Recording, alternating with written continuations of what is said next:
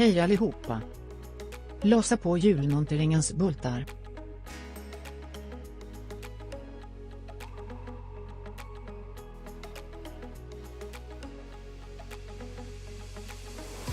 Använd hylsa nummer 21 och ringnyckel nummer 21.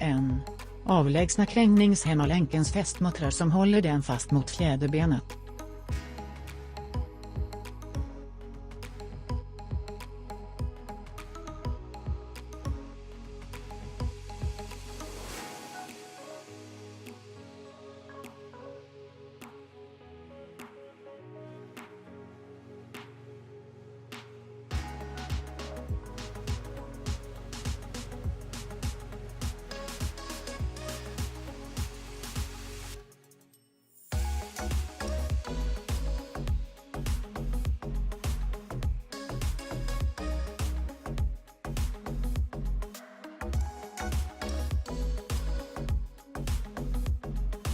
Avlägsna krängningshemmalänken.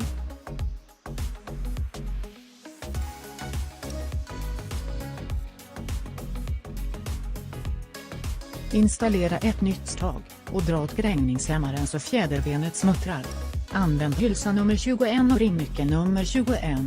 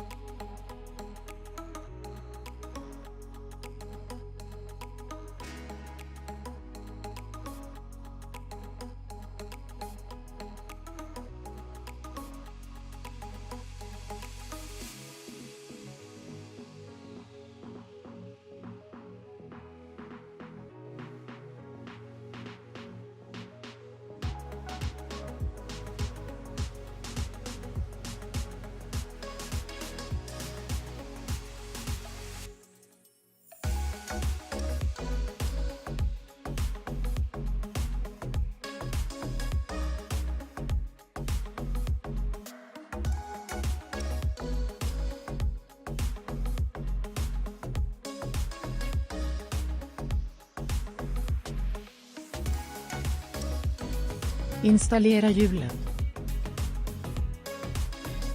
Tack för att du tittar på vår instruktionsvideo. Om du gillade den här, tryck på gilla-knappen och dela den med dina vänner.